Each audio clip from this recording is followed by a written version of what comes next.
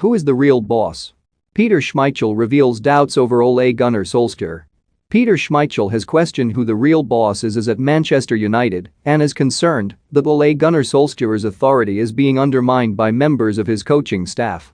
United averted a fully blown crisis in midweek, coming from 2 goals down to complete a rousing second-half comeback against Atalanta which propelled Solskjaer's side to the top of their Champions League group. The victory came just 3 days after a chaotic performance at Leicester, where Schmeichel's old side were comprehensively beaten, forcing Solskjaer to contend yet again with questions over his ability to get the best out his expensively assembled squad. Schmeichel concedes Solskjaer's rebuilding job is still hindered by the presence of players who don't deserve to represent a club of United's stature, but is worried his old teammate is not the only one calling the shots behind the scenes on the evidence of the Norwegian's pre-game interviews. It's one of Ole's problems, he is still cleaning up, Schmeichel told The Times. Players who shouldn't be there on long contracts and high wages.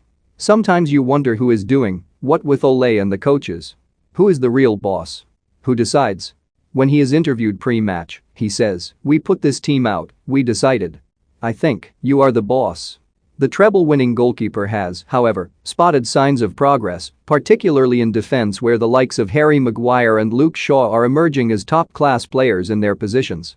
Peter Crouch pinpoints one of Ole Gunnar Solskjaer's biggest problems as Man United boss Bruno Fernandes responds to Man United fans calling for Ole Gunnar Solskjaer's exit. Arsene Wenger singles out under fire Man United star for praise after Atalanta win. Ole wants to play with a degree of risk, so you need to have defenders who are capable of playing 1-against-1, he added.